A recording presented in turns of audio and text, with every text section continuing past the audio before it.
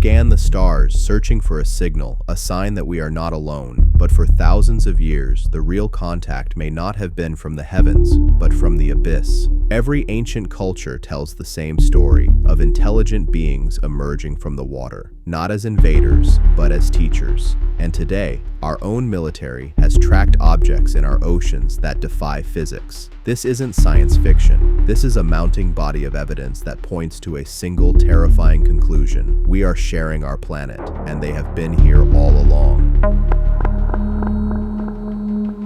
Water has always held a strange and undeniable power over the human mind. From the very first moment our ancestors peered into the waves, watching the glittering surface conceal entire worlds beneath, there has been a sense that the ocean is more than just water. It is a gateway. It is a mirror. It is a hiding place. And perhaps it is a home, not just for the creatures we know, but for beings that have walked, swum, and lived alongside us, watching from the shadows of the deep. For centuries, stories have circulated of beings that emerge from the sea, some benevolent, some terrifying. Sailors spoke of mermaids singing their haunting songs. Polynesian tribes told stories of gods who came from beneath the waves. And in Mesopotamia, the Sumerians wrote of Oannes, a mysterious being with the body of a fish and the mind of a teacher who brought civilization to humankind. These myths are scattered across time and geography, but they share one thread: the belief that intelligent life, not of this world, may have come to us through the ocean. Today, in the modern era of satellites, submarines, and space exploration, these myths refuse to die. In fact, they've only grown stronger. Reports of unidentified submersible objects, USOs, darting beneath the waves have surfaced from naval officers, divers, and military radar systems. Technology has peeled back much of Earth's mystery.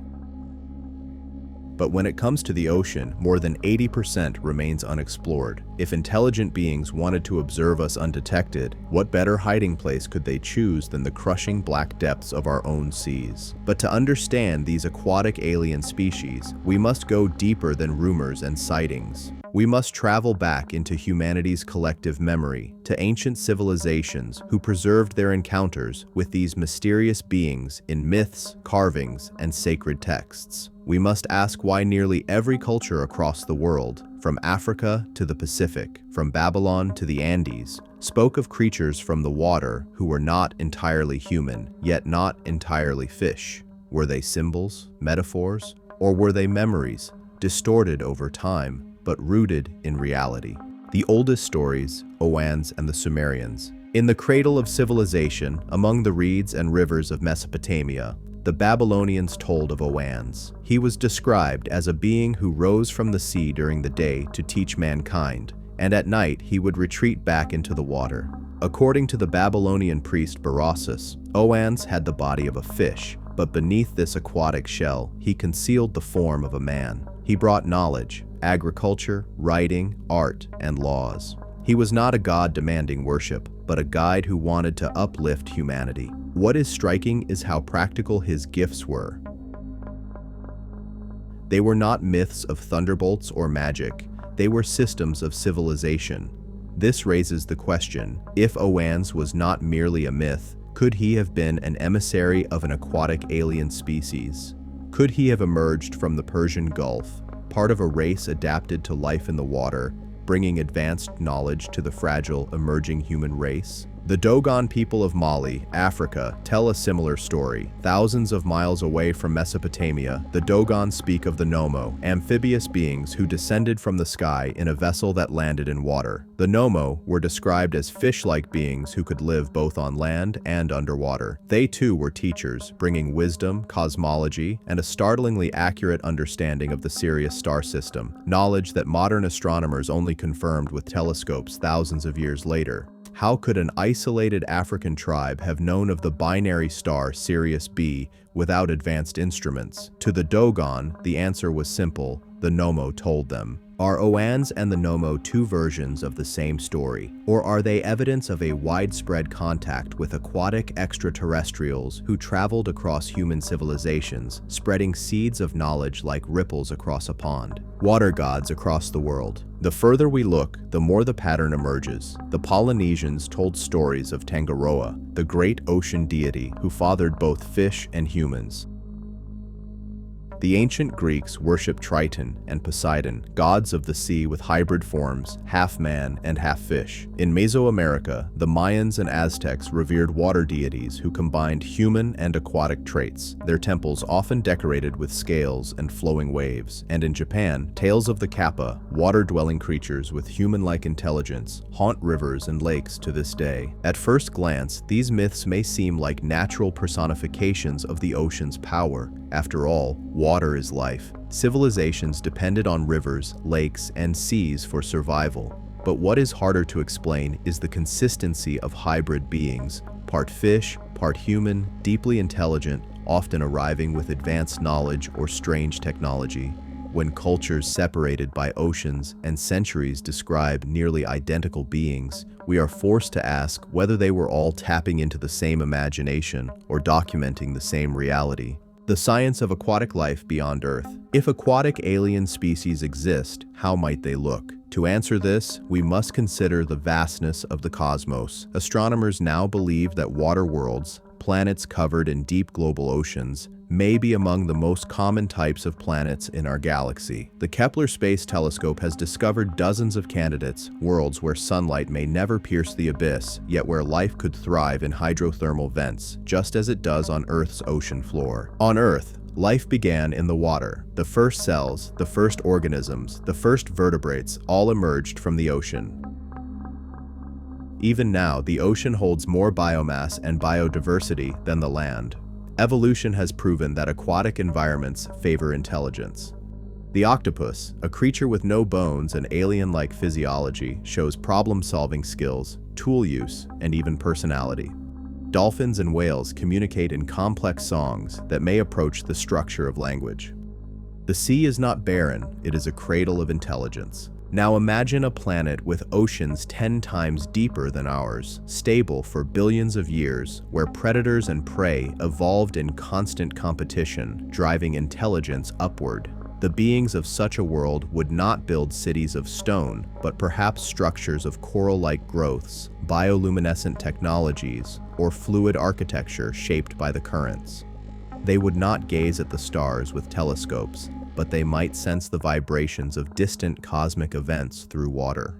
Their minds, shaped by an alien ocean, would be as foreign to us as our deserts and mountains would be to them. If such beings visited Earth, they would feel most at home not on land, but in the crushing, hidden depths of our seas. And perhaps that is why they remain unseen, because we are not built to follow them into their world. Modern encounters, the mystery of USOs. In the 20th and 21st centuries, reports of unidentified submersible objects, USOs, have emerged alongside UFO sightings. Naval officers describe glowing craft plunging into the sea without a splash, moving at impossible speeds underwater. Sonar operators detect objects maneuvering with agility no submarine could achieve. In 1963, during naval exercises near Puerto Rico, sonar tracked a fast-moving object under the water for 4 days. In 1977, in the waters near Shag Harbor, Canada, witnesses reported a glowing craft descending into the ocean, followed by military divers who later claimed to have seen objects moving on the seafloor. These encounters raise a provocative question. Are some UFOs not ships from the sky, but from beneath the sea? Could aquatic aliens have built vast bases in our oceans, hidden under the Mariana Trench, beneath the Antarctic ice, or in the vast unexplored plains of the Pacific? With over 80% of Earth's oceans unmapped, the possibility cannot be dismissed. Ancient civilizations and aquatic visitors. The further back we travel into human history, the harder it becomes to distinguish myth from memory. Ancient people did not always draw a line between fact and story the way we do today. For them, the world was alive with gods, spirits, and beings that could emerge from the land, the sky, or the sea. But if we listen closely, we may hear more than metaphor. We may hear the echo of encounters. Descriptions of meetings with intelligences that left an indelible mark on culture. And time and again, when civilizations described such visitors, the water played a central role. The beings arrived from rivers, from lakes, from seas. They emerged dripping with salt water or cloaked in scales, yet carrying knowledge no simple fisherman could have known. It is as if the ocean itself served as a gateway, not only between worlds of myth and reality, but perhaps between Earth and the stars. Atlantis, a sunken legacy. No discussion of aquatic mysteries is complete without the story of Atlantis. Though the tale comes to us through Plato's writings in Timaeus and Critias, it has ignited centuries of speculation. Atlantis was described as an advanced civilization that flourished thousands of years before Plato, only to sink beneath the waves in a single cataclysmic night. What is striking about Atlantis is not simply the idea of a lost city, but the technology and wisdom attributed to it. Atlanteans were said to command energy, build vast circular cities, and harness knowledge far beyond their time. If Atlantis were purely myth, why would Plato, a philosopher obsessed with reason, use it not as allegory alone, but as a detailed account of geography, politics, and culture? Some researchers argue that Atlantis was not destroyed, but rather transformed. Its people, they say, retreated to the oceans themselves, either merging with aquatic beings, or perhaps revealing that they were always of aquatic origin. Could Atlantis have been a hybrid society where humans and aquatic extraterrestrials shared knowledge until disaster forced them to vanish into the sea? The legends of mermaids and sirens appearing across Europe in the centuries after Atlantis's supposed fall may not be coincidence. They could be fragments of memory, distorted stories of survivors who still lived in the deep, occasionally surfacing to interact with humankind. The Maya and the sacred cenotes. In the heart of the Yucatan Peninsula, the Maya built cities of stone that still awe modern archaeologists, but their relationship with water went far beyond survival. They treated cenotes, natural sinkholes filled with groundwater, as sacred gateways to the underworld. To the Maya, the cenotes were entrances to another realm, a place where gods and beings beyond our comprehension could emerge. Artifacts pulled from cenotes reveal offerings of gold, jade, and even human sacrifices, but alongside these, there are carvings and glyphs that depict beings with aquatic traits, elongated heads, fin-like appendages, and eyes resembling those of fish. Some scholars dismiss these as artistic flourishes, yet when we compare them to Sumerian depictions of Oannes or the Dogon's descriptions of the Nommo, the similarities are difficult to ignore. There are even accounts of Mayan priests describing gods who rose from the waters to deliver prophecy or warning. Were these encounters metaphorical visions or literal meetings with aquatic extraterrestrials who had chosen the cenotes, deep connected waterways leading to underground rivers, as their point of contact? Polynesian navigators and the ocean beings. Far out in the Pacific, Polynesian cultures mastered the art of navigation long before European explorers crossed the seas. Guided by stars, winds, and waves, they built vast canoes and traveled between islands separated by thousands of miles. To them, the ocean was not a barrier, but a highway, and like all highways, it was populated. Stories abound of Mo'o, lizard-like water deities, and Tangaroa, the great sea father, but there are also lesser-known legends of visitors from beneath the waves who appeared during times of great need. In some Hawaiian traditions, shining ones rose from the ocean to guide fishermen or teach agricultural practices. In Samoa and Tahiti, myths describe unions between humans and sea beings, producing hybrid offspring who could live both in water and on land. These tales take on new significance when we consider that Polynesians maintained contact across an ocean larger than any empire, and yet their stories of aquatic visitors remained consistent across thousands of islands. Were these beings simply spiritual archetypes, or did Polynesians, who spent more time at sea than perhaps any other people in history, truly encounter something intelligent beneath the waves?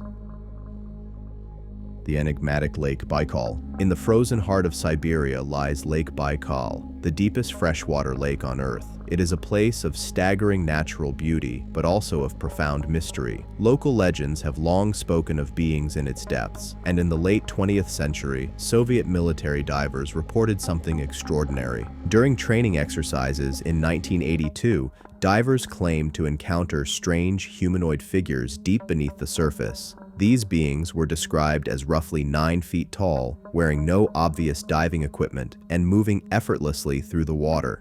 The divers attempted to capture one, but the beings retaliated, releasing powerful forces that injured several men. The Soviet military reportedly classified the incident, though fragments of testimony later leaked. Skeptics dismiss this as exaggeration or myth-making, yet Baikal is unique. It contains 20% of the world's fresh water, plunges more than a mile deep, and hosts species found nowhere else on Earth. If an aquatic alien species were to choose a freshwater stronghold, hidden from prying eyes, Baikal would be an ideal location. From the Nile to the Amazon, global parallels. Egypt, the jewel of the Nile, was shaped entirely by water. The river was life, death, and rebirth. Some Egyptian depictions of gods, such as Sobek, the crocodile-headed deity, suggest a blending of human and aquatic forms. While mainstream Egyptology views these as symbolic, alternative researchers point to carvings of beings with fish-like scales and helmets resembling diving suits. Could ancient Egyptian priests have encountered aquatic visitors along the Nile's fertile banks? In South America, along the vast Amazon River, indigenous tribes tell stories of encantados, shape-shifting beings that emerge from the water, often appearing as dolphins who can transform into humans. These encantados were not only tricksters, but sometimes teachers, bestowing music and healing. The connection between dolphins, intelligence, and aquatic aliens is tantalizing.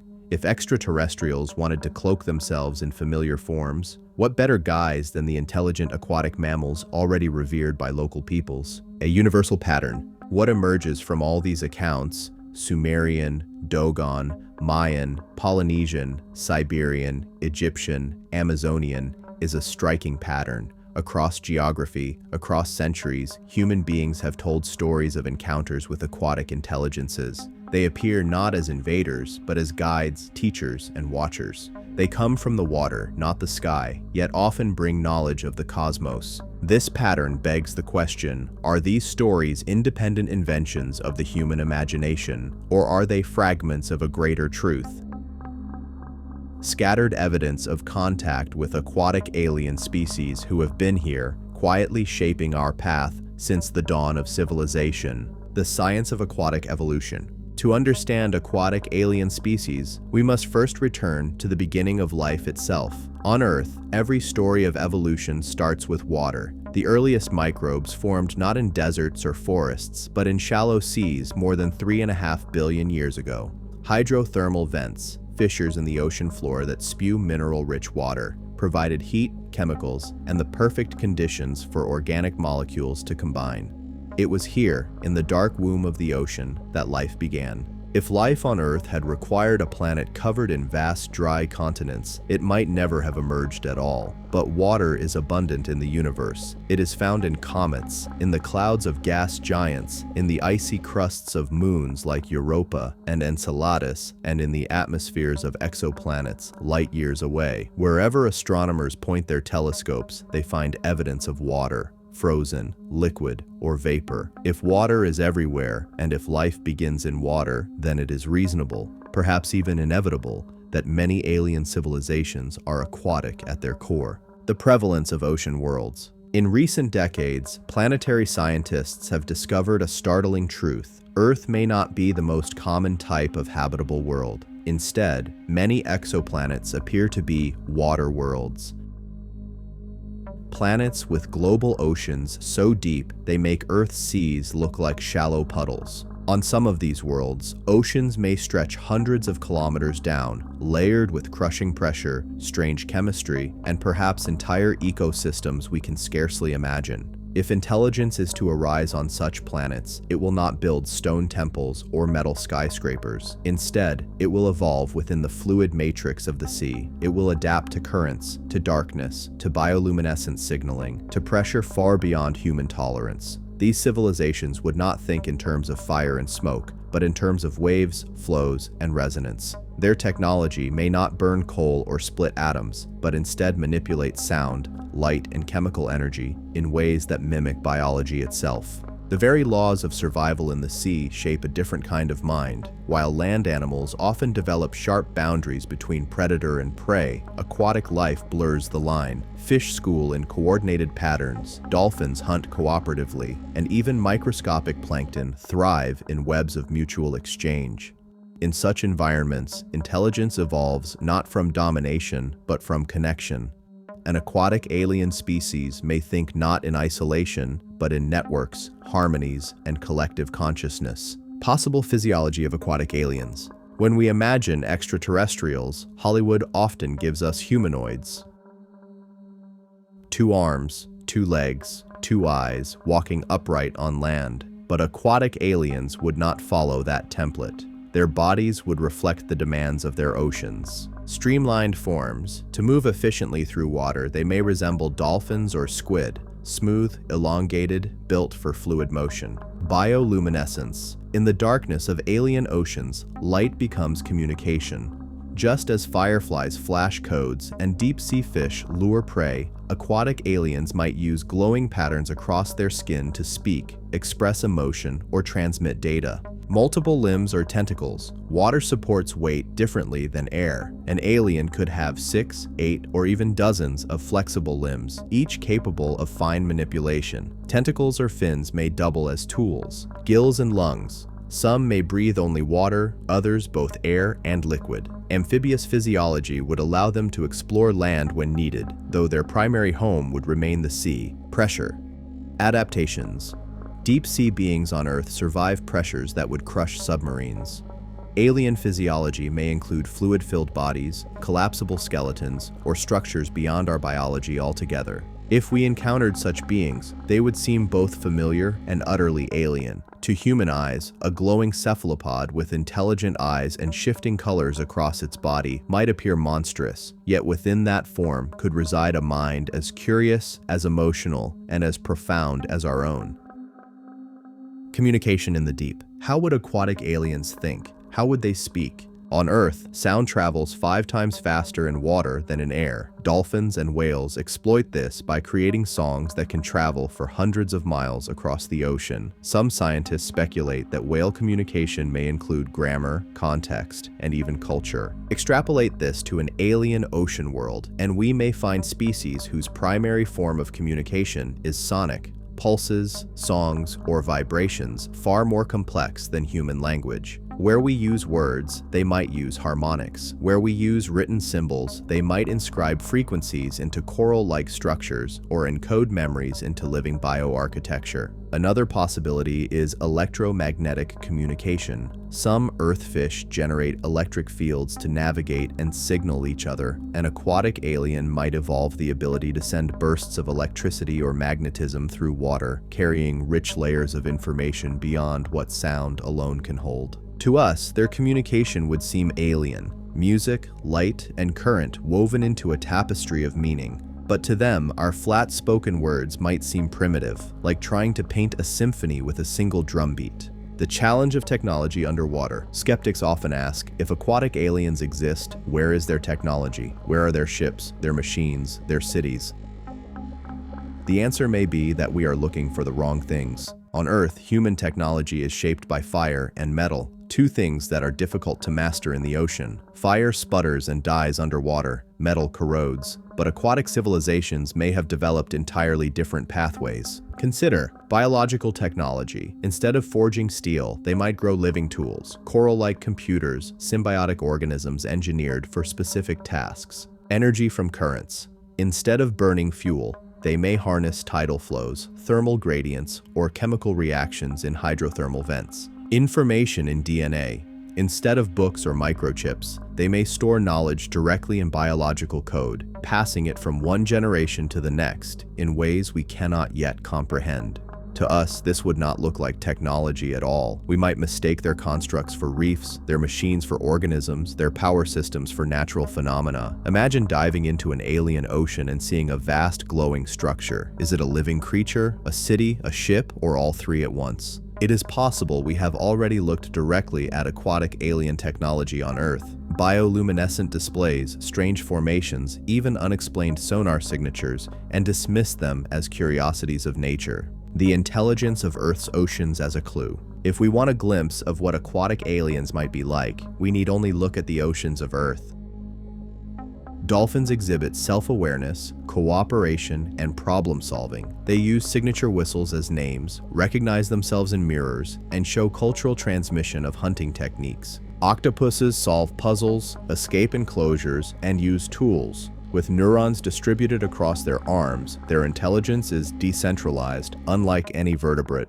An octopus may literally think with its limbs. Whales compose songs that last for hours, evolving across generations like oral traditions. Some scientists believe these songs may encode complex cultural information. If Earth can produce such minds in just one ocean, what could billions of years in an alien sea create? Perhaps beings with collective memory spanning millennia, or civilizations that treat the ocean itself as an extension of their nervous system. And here lies a humbling thought. If aquatic aliens visited Earth, they might see in dolphins or whales not just animals, but kin, fellow ocean-born intelligences struggling to survive alongside a land-dominant species that has forgotten its own watery origins. Close encounters with USOs. When people speak of UFOs, they usually imagine bright lights in the night sky, objects darting across the stars, defying gravity, and leaving trails of mystery in their wake. But a quieter, stranger phenomenon has haunted sailors, submariners, and navies for centuries. USOs, Unidentified Submersible Objects. Unlike their airborne cousins, USOs are not witnessed soaring above the clouds but plunging beneath the waves. They move with impossible speed underwater, sometimes surfacing to the air and disappearing into the heavens, other times vanishing into the abyss where no human machine can follow. If UFOs challenge our understanding of flight, USOs defy our comprehension of the sea itself. And if aquatic alien species exist, these reports may be our most direct evidence of their presence. The Shag Harbor Incident. On October 4th, 1967, residents of the small fishing village of Shag Harbor, Nova Scotia, saw something extraordinary. A glowing object streaked across the sky before crashing into the waters just off the coast. Witnesses expected an explosion or debris, but instead the craft floated briefly, glowing eerily, before sinking beneath the waves. The Canadian Coast Guard and Navy rushed to investigate, convinced at first that a plane had gone down, but no wreckage, no bodies, and no missing aircraft were ever reported. Divers sent into the harbor found nothing, at least nothing they admitted publicly. Yet, declassified reports later hinted that the object had not been destroyed, but had moved along the ocean floor, tracked by sonar before disappearing into deeper waters. The Shag Harbor Incident remains one of the most well-documented USO cases, with dozens of eyewitnesses and official investigations. For some, it is proof that advanced craft, whether alien or human-made, can operate seamlessly between air and sea. For others, it is a quiet clue that the ocean is home to something far stranger than we imagine. The Puerto Rico Naval Encounter.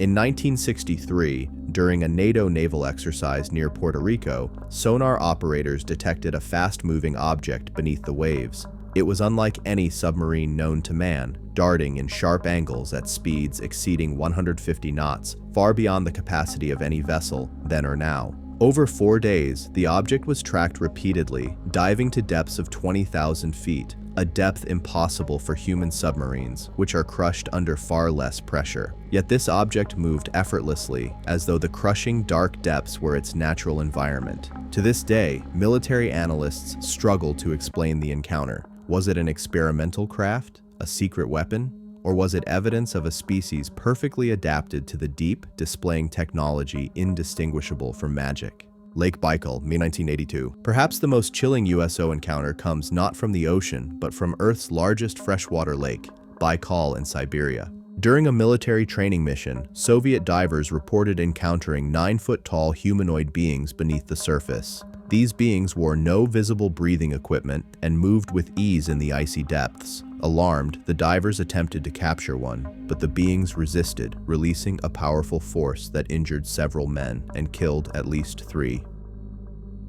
The Soviet military quickly classified the report, yet whispers leaked through the cracks that Baikal was home to something ancient, intelligent, and unwilling to be disturbed. For locals, this was not surprising. Legends of mysterious swimmers in the lake go back centuries. Perhaps, as some researchers suggest, Baikal is not just a lake, but a window, a place where beings from another world enter ours through the water. Modern naval testimonies. In recent years, especially since the release of US Navy footage of UFOs, more testimonies have emerged. Pilots and sonar operators describe objects that slip effortlessly between air and water, transitioning with no loss of speed. These transmedium craft defy known physics, accelerating underwater in ways no human engineering can match. One radar operator recounted tracking an object diving into the ocean off the coast of California, only for submarines below to confirm its presence,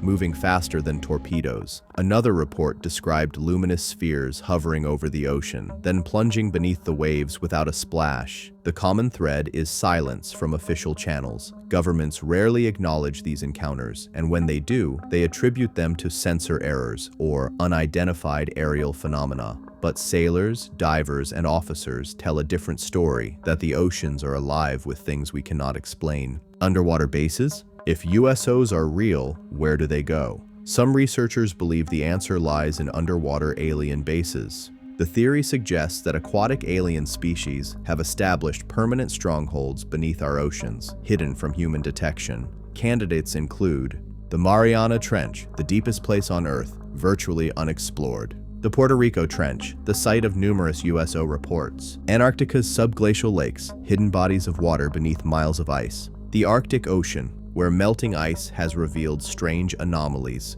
These bases, if they exist, would allow aquatic aliens to remain close to humanity without revealing themselves. From such vantage points, they could study us, interact when necessary, and retreat into the safety of the abyss whenever threatened. Skeptics argue that no evidence exists for such structures, but perhaps we are looking with the wrong tools. An aquatic civilization may not build bases of metal and stone. Their habitats could be grown, camouflaged, or even alive. To our sonar and cameras, they would appear as coral reefs, unusual rock formations, or anomalies dismissed as geological quirks. The silence of the deep. The greatest obstacle to confirming USO reports is the ocean itself. Unlike the sky, which can be scanned with radar and satellites, the sea swallows signals. Sonar reaches only so far, cameras fail in the crushing dark. And here lies a haunting possibility.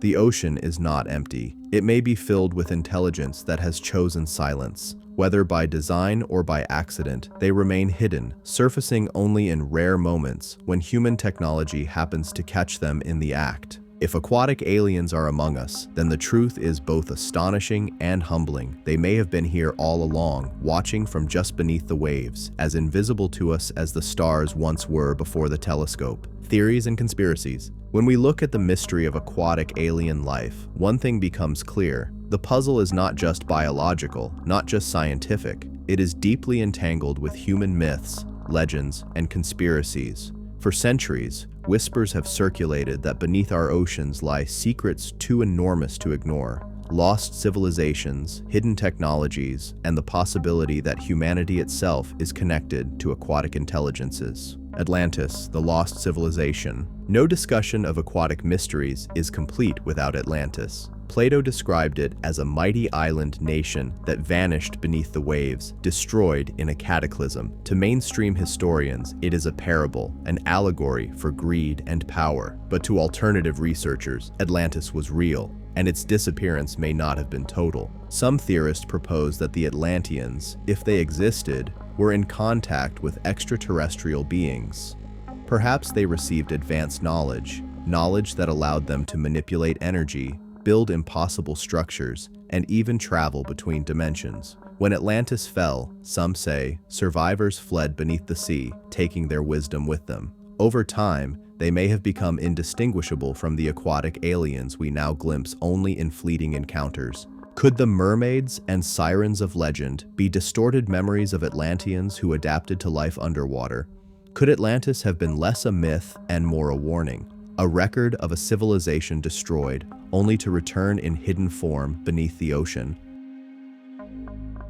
Antarctica, the frozen gateway. Another hotbed of conspiracy is Antarctica. Covered by ice miles thick, Antarctica hides beneath its frozen surface mountains, valleys, and even vast lakes of liquid water sealed off from the surface for millions of years. These lakes, such as Lake Vostok, could harbor life forms unlike anything we know. But conspiracy theories take it further. Declassified documents and rumors from explorers suggest that beneath the ice, strange structures exist. Walls, tunnels, even pyramids.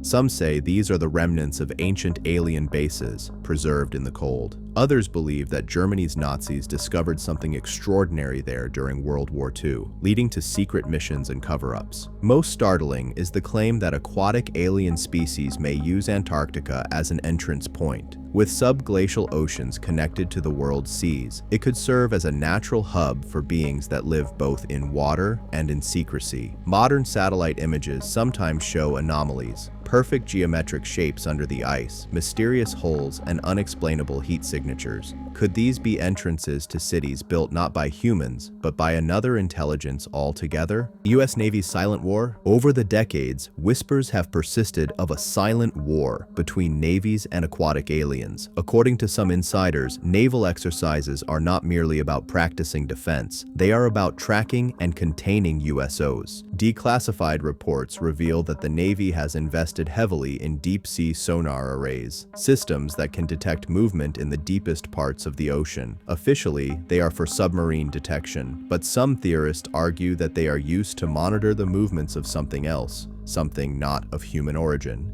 In the 1970s, rumors swirled of Operation Mainbrace, a NATO exercise where multiple sightings of unidentified craft were reported, both in the sky and beneath the waves. Were these coincidences? Or was the Navy quietly engaging with aquatic beings, testing boundaries and drawing invisible lines? If these beings are real, perhaps they are not hostile, but protective. After all, nuclear testing in the oceans has been followed by waves of USO sightings, as though someone is watching, warning us against damaging their domain. The ancient connection. Were we aquatic once? A more radical theory suggests that aquatic aliens are not alien at all, but connected directly to humanity's own evolution. The aquatic ape hypothesis, though fringe, argues that early humans may have gone through a semi-aquatic stage, explaining traits like our ability to hold our breath, our loss of body hair, and our affinity for water.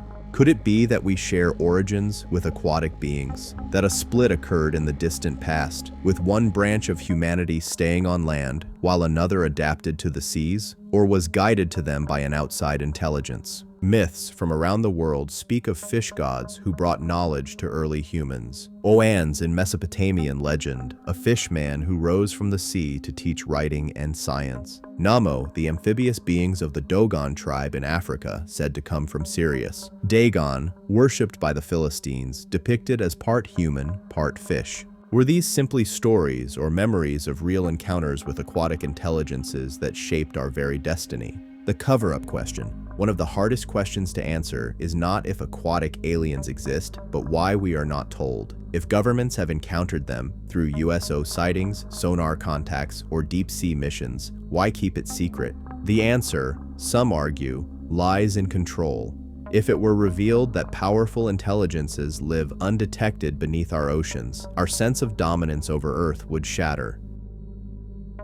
Questions would erupt. Who owns the oceans? Are we safe? Who is really in charge? For governments built on power and order, admitting that the seas are ruled by something beyond them could destabilize society. Better to keep it silent, to dismiss reports as errors, and to let the mystery linger only in the minds of conspiracy theorists. Yet silence cannot last forever. Each year, technology advances. Each year, more footage, sonar recordings, and eyewitness accounts slip through the cracks. The ocean, once thought to be the perfect hiding place, may soon reveal its truths. The science of possibility. The ocean is an alien world right here on Earth. More than 80% of it remains unmapped and unexplored. A black abyss where sunlight never penetrates, pressure can crush steel, and temperatures swing between boiling volcanic vents and freezing currents. Yet, even in this impossible environment, life thrives. If we accept the possibility of aquatic aliens, then the question becomes, how would such beings survive, adapt, and even flourish in a place hostile to humans? The answer requires us to step into both biology and imagination, guided by what we already know about life in our own seas. Breathing in the abyss. For humans, the ocean is a suffocating environment. We need oxygen, and we cannot extract it from water. Aquatic aliens, however, would face no such limitation. They might respire like fish, using gill-like organs to extract dissolved oxygen. Harness chemosynthesis, feeding on chemical reactions near hydrothermal vents, much like extremophile microbes do on Earth. Carry their own oxygen, storing it in specialized blood, much like whales, who can dive for hours. Generate oxygen internally through bioengineered processes we can barely imagine. If their technology is as advanced as reports suggest, perhaps they no longer depend on biology alone. They might use biomechanical suits, symbiotic organisms, or nanotechnology to thrive in environments that crush and poison unprotected humans. Movement and speed. One of the most baffling aspects of USOs is their speed underwater, far faster than any submarine or torpedo. How could such velocity be possible in dense liquid, where drag slows everything down? Theories include hydrodynamic mastery, streamlined bodies or craft designed with perfect fluid dynamics. Cavitation technology, creating a bubble of air around themselves to reduce drag, similar to the supercavitation torpedoes humans are experimenting with. Warping water itself, bending the liquid medium at a molecular level, creating pathways of reduced resistance. If aquatic aliens are indeed biological, their bodies might use natural versions of these principles, musculature adapted for sudden bursts, or natural electric fields to manipulate the water around them. Communication in the deep. Sound travels 4 times faster in water than in air, and light barely penetrates. For aquatic aliens, vision may be less important than sonar, bioelectric signals, or even telepathic light communication adapted to the environment. Bioluminescence. Like deep-sea creatures on Earth, they could use light patterns across their bodies to speak. Sonar language. Pulses, clicks, and vibrations encoded into meaningful messages. Electromagnetic fields. Similar to how some fish sense electric currents, they might exchange information through controlled energy emissions. Direct neural exchange. If their biology is advanced enough, communication could bypass sound and light entirely, relying on mind-to-mind connections. Imagine a civilization where conversations unfold not in words, but in harmonics of sound and bursts of light. A symphony of communication in the silence of the sea, technology beneath the waves. One of the greatest puzzles is how a civilization could develop advanced technology underwater. Fire, after all, is impossible in the deep, and much of human advancement, metallurgy, forging, combustion, has relied on flame. How could aquatic aliens reach technological sophistication without fire? Some possibilities. Volcanic energy, harnessing hydrothermal vents as natural forges, using the heat and minerals of the Earth's crust. Crystalline tools, growing technology organically, like coral or crystals, instead of forging metal. Bioengineering, shaping living organisms to serve as machines, blending biology and technology seamlessly. Electromagnetic mastery, if they evolved to control currents, they could build machines powered by natural energy fields within the sea.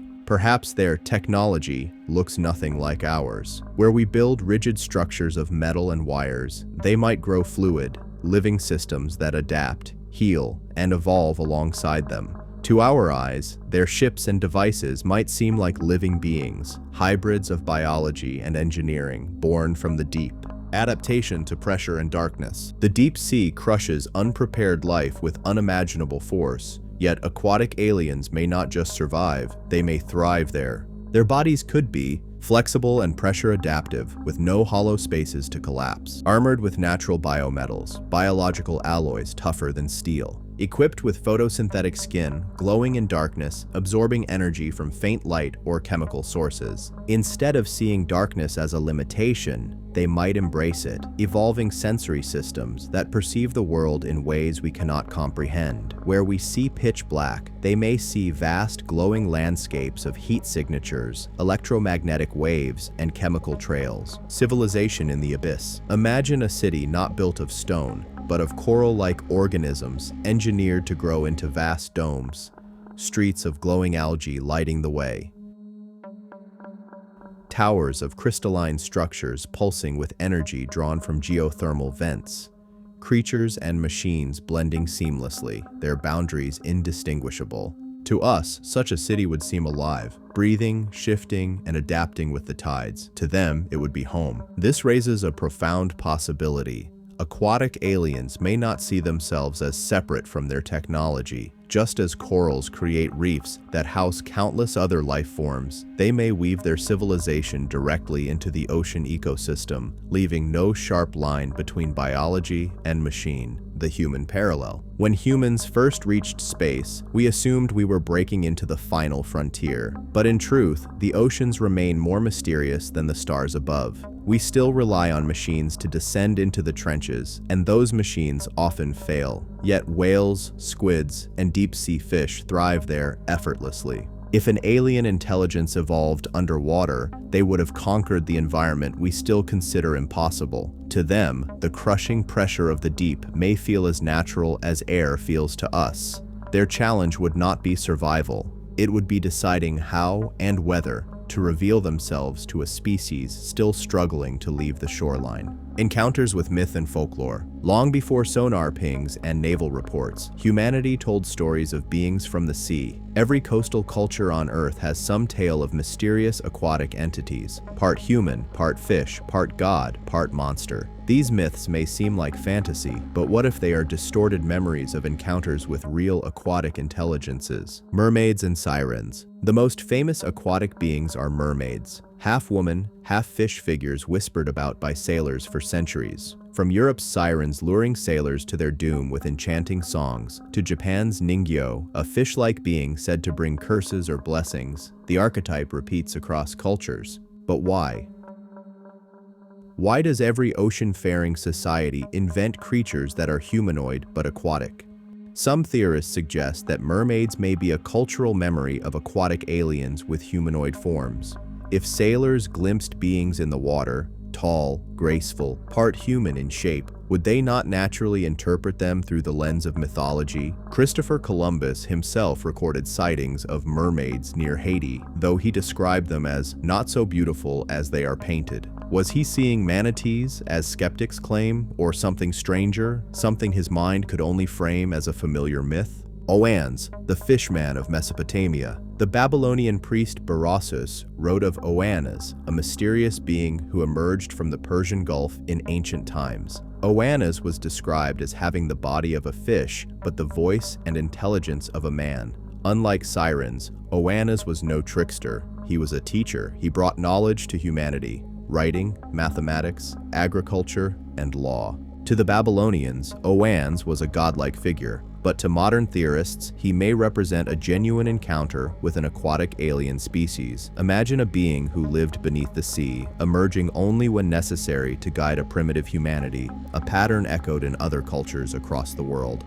The Dogon and the Nommo. Far from Mesopotamia in West Africa, the Dogon people of Mali tell stories of the Nommo, amphibious beings who came from the star Sirius. According to Dogon tradition, the Nommo descended from the sky in a great ship that landed on water, and from the waters they emerged to teach humanity sacred knowledge. The Dogon stories are particularly intriguing because they contain detailed astronomical knowledge of Sirius, including the existence of Sirius B, a companion star invisible to the naked eye, and only confirmed by modern telescopes centuries later. How did the Dogon know this? Some argue it was coincidence or contamination by modern science, but others see the fingerprints of real encounters with aquatic extraterrestrials.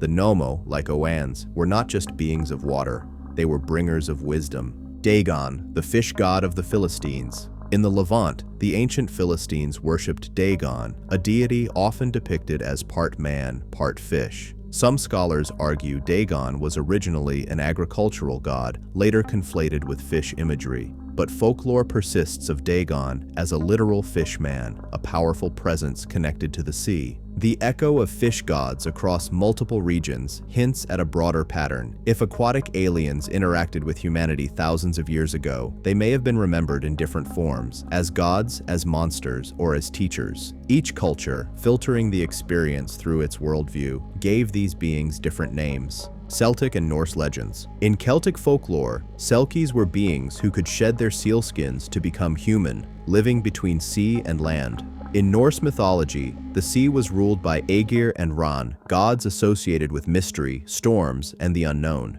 Even the Valkyries were sometimes connected with the ocean, flying above waves and choosing who would live or die. The recurring theme is transformation, beings able to move between worlds, both human and aquatic. This mirrors modern USO reports, where objects and beings traverse the boundary between air and sea effortlessly. The Polynesian oceanic beings. Across the vast Pacific, Polynesian myths speak of gods and ancestors who came from or returned to the sea. The Maori tell of Tangaroa, god of the ocean, and the Hawaiians honor Kanaloa, a deity often linked to healing and wisdom. These figures were not just rulers of the waves, they were guardians, watching humanity's relationship with the ocean carefully. What if these myths reflect interactions with aquatic intelligences who position themselves as caretakers, warning humanity not to disrespect the seas? Today, with rising pollution and ecological collapse, such myths feel eerily prescient. Myth as memory. Skeptics argue that mermaids and sea gods are simply projections, humans imagining the sea as alive, anthropomorphizing its mystery. But what if the reverse is true? What if myths are humanity's imperfect record of encounters with beings too strange to fully understand? Carl Jung spoke of archetypes, universal patterns in the human mind. Yet what if some of these archetypes are seeded not by psychology, but by history? Encounters repeated across generations, misremembered as stories, yet grounded in reality.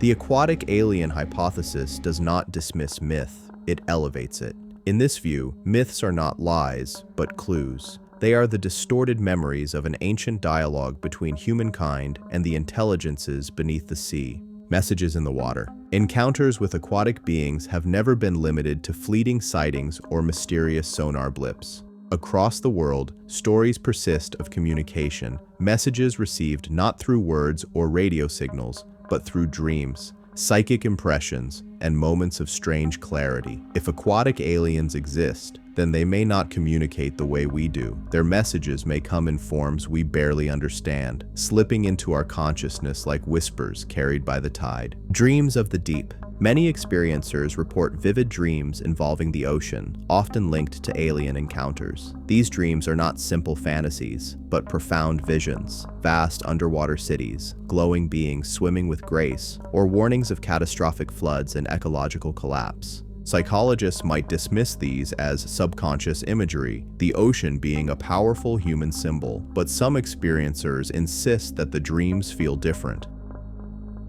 charged with meaning, like transmissions rather than inventions. What if aquatic aliens use water itself as a medium of communication?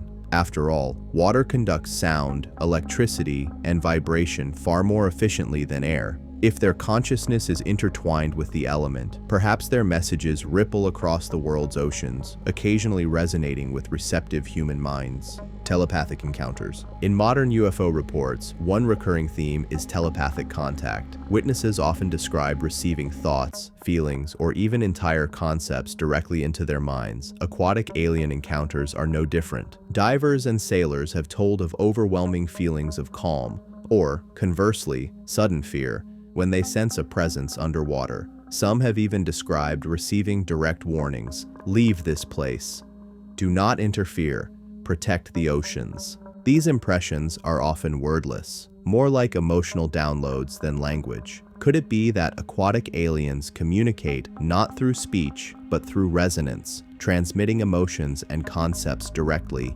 bypassing the limitations of human words? Warnings of ecological collapse. One of the most striking patterns in aquatic alien communication is the theme of environmental warnings. From indigenous legends to modern contactee reports, the message repeats: protect the waters, do not pollute. Nuclear testing and deep-sea drilling are dangerous. The oceans are sacred and their balance must be maintained. This aligns with the timing of USO activity spikes, often coinciding with human nuclear tests or industrial intrusions into the deep. If these beings are guardians of the oceans, or simply depend on them for survival, then our reckless behavior may be forcing them to intervene. Imagine their perspective: a younger species tearing holes in the seas, poisoning reefs, detonating nuclear bombs underwater. If aquatic aliens are ancient custodians of Earth's waters, then their messages may not be philosophical. They may be desperate pleas for survival. The water contactees. In the mid-20th century, during the UFO contactee movement, a few individuals claimed not only to meet beings from the stars, but from the seas. These rare testimonies described humanoid figures emerging from lakes or oceans to deliver guidance. Unlike the stereotypical space brothers who promised cosmic peace, the water beings emphasized balance. They warned that Earth's oceans were being destroyed, that humanity's fate was tied to the seas, and that without change, disaster would come. These stories never gained the same popularity as tales of saucers and greys. Yet, for those who heard them, they carried a haunting ring of truth, especially today as climate change and ocean destruction accelerate. Modern psychic mediums. In recent decades, some mediums and channelers claim to receive messages from aquatic intelligences. They describe beings who identify as caretakers of Earth's waters, part of a collective consciousness that spans the oceans. These entities sometimes call themselves by names like the Keepers or the Nommo Collective. Skeptics argue that mediums invent these voices, but it is intriguing how consistent the themes are: protection of the seas, warnings about pollution, and a strange sense that humanity is being watched not from the stars, but from beneath. The emotional imprint of encounters. Perhaps the most compelling aspect of these communications is not the content, but the effect on the experiencers. Many report life-changing transformations, a newfound reverence for the oceans, a drive to protect marine life, or a sense of connection to something vast and ancient. It is as though contact with aquatic aliens imprints humans with purpose, a call to remember that the oceans are not empty, but alive with intelligences far older and wiser than we dare imagine. Are we listening? If messages are being sent, then the final question is simple: are we listening? Humanity is distracted, caught in wars, politics, and greed. Meanwhile, the seas rise, coral reefs die, and entire species vanish. Perhaps aquatic aliens have reached out countless times, only for their voices to be drowned by our noise. But maybe, just maybe, there are those who hear them in dreams, in encounters, in whispers of the tide, and are trying to carry their warning forward. The tragedy would not be in their silence. The tragedy would be in our refusal to hear. The Great Abyss Hypothesis. The ocean has always been our planet's greatest paradox. It sustains life, yet conceals it. It covers most of Earth, yet remains the least understood. For centuries, humans have viewed the seas as a natural feature of our world, vast reservoirs formed through geological and atmospheric processes. But what if this assumption is wrong? What if Earth's oceans were not merely a product of chance, but deliberately engineered? What if the Great Abyss is not just a habitat, but a design, an incubator for intelligence, placed here by forces beyond our comprehension? This is the essence of the Great Abyss Hypothesis, the ocean as an alien gift. Scientists still debate the origins of Earth's water. Some argue it came from icy comets billions of years ago. Others suggest volcanic outgassing released water vapor that condensed into seas, but the truth is murky. The Great Abyss Hypothesis proposes a third option: intervention. That at some point in Earth's early history, a higher intelligence, perhaps extraterrestrial, perhaps interdimensional, seeded Earth with oceans to create the conditions for life. If true, then Earth's seas are not just natural, they are intentional, a deliberate act of planetary engineering designed to birth life and guide it toward intelligence. The ocean as a laboratory. Consider this: most of Earth's biomass is in the ocean. More species live beneath the waves than on land. Evolution in the sea is rapid, diverse, and extreme, producing creatures so alien in form that they look like products of science fiction. What if this is no accident? The oceans may function as a biological laboratory, an experimental field where countless life forms are tested, adapted, and refined. The strangest creatures of the deep, glowing jellyfish, giant squids, bioluminescent predators, could be natural, or they could be remnants of ancient experiments by unseen custodians. Perhaps aquatic aliens are not visitors at all, but caretakers of this laboratory, ensuring the experiment continues without collapse. The abyss is a refuge. The deepest parts of the ocean are places humans cannot survive without technology. Pressures there would crush our bodies instantly. Yet, if aquatic aliens evolved or were placed there, the abyss would be the perfect refuge. Hidden from prying eyes, safe from human interference, they could thrive for millions of years without discovery. For them, the deep may not be a hostile environment at all, but home, a womb of safety where civilizations could rise and fall unseen. The ocean as a portal. Another aspect of the hypothesis suggests that oceans are not just habitats, but gateways. Water has long been associated with mystery, mirrors, reflections, thresholds between worlds. Modern USO reports show craft entering and leaving the seas as though they are not simply diving, but transitioning. Some researchers speculate that deep ocean trenches may contain wormholes or dimensional rifts, accessible only through water. If true, Earth's oceans could be interstellar highways, allowing beings to travel between worlds through a network of aquatic portals. This could explain why so many UFOs vanish into the sea rather than flying into space. The genetic connection. The human body itself is a testament to water. We are 70% liquid, our blood carries salt like seawater, and life begins in the womb, a tiny ocean within our mothers. Some scientists note the eerie similarity between amniotic fluid and Earth's seas. Could this be coincidence or design? The Great Abyss Hypothesis suggests that humanity's connection to the ocean is not symbolic, but literal. We are linked to the waters because we were meant to be. Our biology tuned to the element that birthed us, and perhaps to the beings that dwell within it. The ocean as a test. If the oceans were designed, then perhaps they hold not only life, but lessons. Humanity has always feared and revered the sea. It gives us food, yet takes lives in storms and shipwrecks. It inspires awe, yet demands respect. Aquatic aliens, if they exist, may see themselves as part of this design. They may view humanity's treatment of the oceans as a test of worthiness. If we can learn to protect the waters, perhaps we prove ourselves ready for greater contact.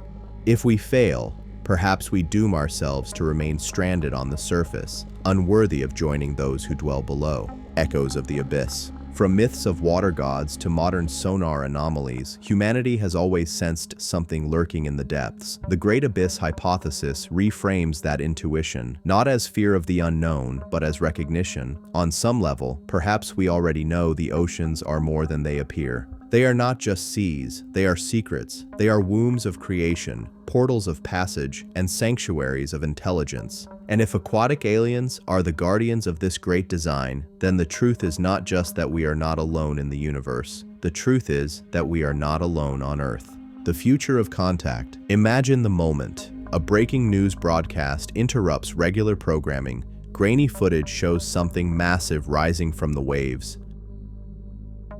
Not a submarine, not a whale, but a structure glowing with bioluminescent light. From the deep ocean trench, something has awakened, something we thought was only myth. This is how humanity might first encounter aquatic aliens, not descending from the skies, but ascending from the sea. The first revelation. Contact could begin subtly. Fishermen reporting luminous beings near their boats, divers encountering humanoid figures with scaled skin in twilight depths, military sonar picking up vast moving objects that defy known biology.